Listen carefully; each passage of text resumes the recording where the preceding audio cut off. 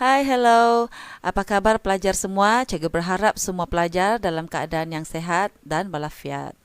Saya Cikgu Jenny dan pada hari ini saya akan mengajar mata pelajaran Sains Rumah Tangga tingkatan 5. Dan tajuk pembelajaran hari ini adalah hidangan berasaskan bijirin dan hasil bijirin bagi sajian Timur dan Barat, siri 2.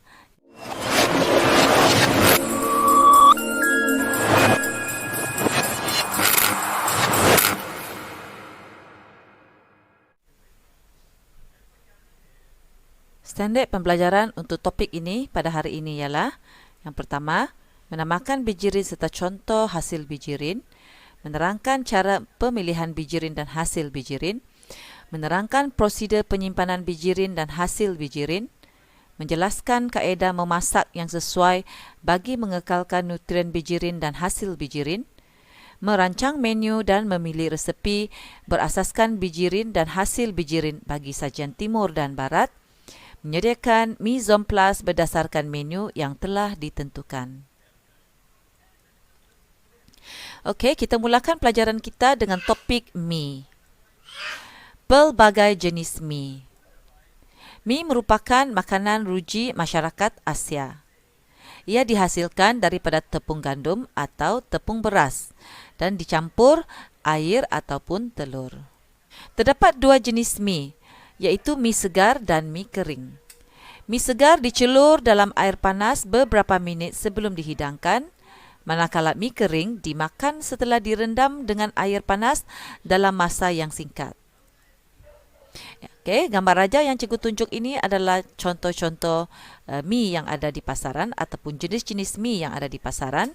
Okey, jadi ada imi, mihun, udon, ada mi kuning, laksa dan juga kuih tiaw. Okey, kita lihat penerangan untuk mi. Mi merupakan makanan ruji bagi masyarakat Asia. Ia dihasilkan daripada tepung gandum atau tepung beras dengan campuran air atau telur. Kebanyakannya berasal dari China dan Jepun dengan pelbagai variasi dari segi saiz dan ketebalan. Dan mi ini juga terbahagi kepada mi segar dan mi kering. Okey, jadi ini adalah jenis-jenis mi. Jadi cikgu tunjukkan beberapa mi kering dan juga beberapa contoh untuk mi segar. Okey, yang pertama, di bawah mi kering ada mihun, ada imi, ada suun, mi segera, ada soba kering, ada laksa kering dan juga ada somen. Dan di bawah mi segar pula adalah seperti kuih tiaw, ada laksa segar, mi kuning, laksam, mi wantan, shiratake, ramen dan juga udon. Ciri-ciri mi. Yang pertama, terbahagi kepada 3, iaitu wheat flour, noodles dan hand pulled noodles. Ciri yang kedua, boleh dimakan panas, kukus, goreng, rebus atau dihidang bersama sup.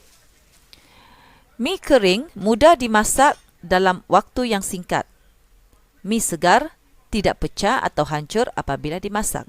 So, ini adalah 4 ciri-ciri mi yang penting. Okay, cara pemilihan mi.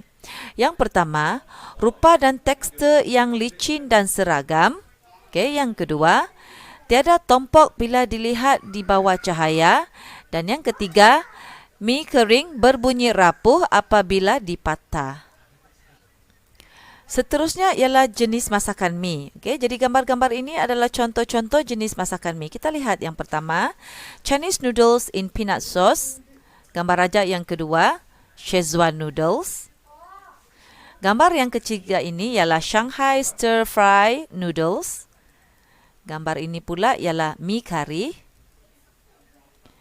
Okey, gambar di atas ini adalah laksa Penang, kemudian kita ada char kuih tiaw, kemudian soba salad, laksam dan juga akhir sekali kita ada mi wantan. Tajuk seterusnya ialah cara penyimpanan bijirin dan hasil bijirin. Okey, bijirin disimpan dalam bekas yang bertutup dan disimpan pada suhu bilik. Pasta, cara penyimpanan pasta pula untuk pasta kering disimpan dalam bekas bertutup, disimpan dalam suhu bilik dan pastikan catat tarik luput. Untuk pasta segar pula, Setelah dicanai, perlu digaul dengan tepung sebelum direbus dan boleh disimpan beku. Untuk mi mihun dan laksa kering, boleh disimpan di dalam bekas bertutup pada suhu bilik, manakala mi mihun laksa segar boleh disimpan dalam bekas bertutup dan disimpan dalam peti sejuk. Catat tarik luput dan elakkan bersentuhan dengan air. Seterusnya kita lihat pula kaedah memasak. Cara pengendalian bijirin yang baik boleh mengelakkan kehilangan nutrien di samping kaedah memasaknya yang betul. Bijirin seperti beras tidak perlu dibasuh terlalu lama atau berulang kali kerana kenapa? Kerana bijirin ini akan kehilangan nutriennya. Okay? Dan kaedah memasak yang paling sesuai untuk kebanyakan bijirin dan hasil bijirin adalah dengan merebus atau mengukus sehingga bijirin menjadi kenyal dan tidak lembek. Masa memasak bergantung kepada saiz bijirin dan juga jumlah selulosa. Contohnya, beras perang mengambil masa yang lebih lama berbanding beras biasa kerana jumlah selulosanya lebih banyak. Perancangan menu dan pemilihan resepi. Terdapat 5 langkah untuk perancangan menu, iaitu yang pertama, merancang menu hidangan berasaskan bijirin dan hasil bijirin. Yang kedua, memilih resepi hidangan bijirin dan hasil bijirin. Ketiga, menyenaraikan alatan dan bahan bagi menyediakan bijirin dan hasil bijirin. Langkah keempat, membuat pengiraan kos hidangan bijirin dan hasil bijirin. Dan seterusnya langkah yang kelima, menyedia, memasak, menghias dan menghidang hidangan bijirin dan hasil bijirin. Tajuk seterusnya ialah mise en place. Jadi mise en place ni kelas adalah pra-persediaan awal sebelum memasak. Okey, yang pertama sekali kita lihat mise en place untuk beras. Pilih beras yang betul mengikut keperluan resepi, timbang beras dengan tepat, basuh beras bersih daripada kekotoran, rendam beras dalam air sekiranya perlu mengikut kehendak resepi, tuskan selepas dibasuh, asing dalam bekas sebelum digunakan untuk memasak. Dan cikgu ingatkan lagi, janganlah basuh beras berkali-kali kerana akan kehilangan nutrien. Seterusnya, mise en place untuk gandum. Okay, pilih bijirin gandum atau hasil bijirin daripada gandum mengikut keperluan resepi, timbang dan sukat bahan dengan tepat. Bahan seperti tepung gandum hendaklah diayak sebelum digunakan supaya tepung kita itu tidak bergentel, okey, apabila kita campurkan dengan cecair. Okey, seterusnya adalah mise en place untuk oat. Yang pertama, pilih oat mengikut resepi. Yang kedua, timbang oat dengan tepat. Oat juga boleh dikisar halus mengikut kehendak resepi dan disimpan dalam bekas bertutup bagi mengekalkan kesegaran. Okey, seterusnya mise en place untuk barley.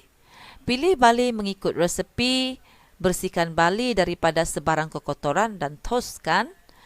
Rebus barley hingga lembut sekiranya resepi memerlukan barley yang siap dimasak dan akhir sekali letakkan dalam bekas yang sesuai selepas dibasuh atau dimasak. Dan seterusnya ialah mise en place untuk jagung. Yang pertama, pilih jagung mengikut resepi. Jagung kering hendaklah dibasuh bersih dan ditoskan. Jagung bersih dibasuhkan bersih daripada kekotoran. Emping jagung boleh digunakan sepenuhnya atau kisar emping jagung mengikut keperluan resepi. Letakkanlah jagung dalam bekas yang sesuai sehingga tiba untuk digunakan. Seterusnya ialah hidangan bijirin sajian timur. Hasil bijirin sajian timur. Nasi merupakan makanan ruji bagi masyarakat timur. Hasil bijirin seperti mi, mihun dan kuitiau juga sering menjadi menu utama bagi sajian timur. Selain itu, bijirin seperti barley, gandum dan jagung seringkali dijadikan hidangan pencuci mulut bagi sajian timur. Jadi salah satunya ialah bubur gandum. Nah, pemilihan bubur gandum sebagai sajian timur adalah menepati cita rasa masyarakat timur yang gemar akan rasa makanan yang berlemak manis dan berkrim. Seterusnya ialah hidangan bijirin sajian barat. Pasta dengan sajian barat tidak dapat dipisahkan. Lasagna adalah salah satu daripada jenis pasta yang sering mendapat perhatian. Lasagna ayam dipilih sebagai menu dalam sajian barat. Lasagna boleh didapati di setengah pasaraya, begitu juga dengan bahan-bahan mentah yang lain. Okey, pembelajaran kita sampai di sini saja pada hari ini. Cikgu berharap pelajar semua dapat memahami apa yang sudah video cikgu ini berguna dan bermanfaat kepada pelajar-pelajar. Jangan lupa like dan subscribe supaya pelajar boleh dapat banyak lagi video-video yang lebih menarik dan bermanfaat. So, stay safe and stay healthy. Jumpa lagi. Bye.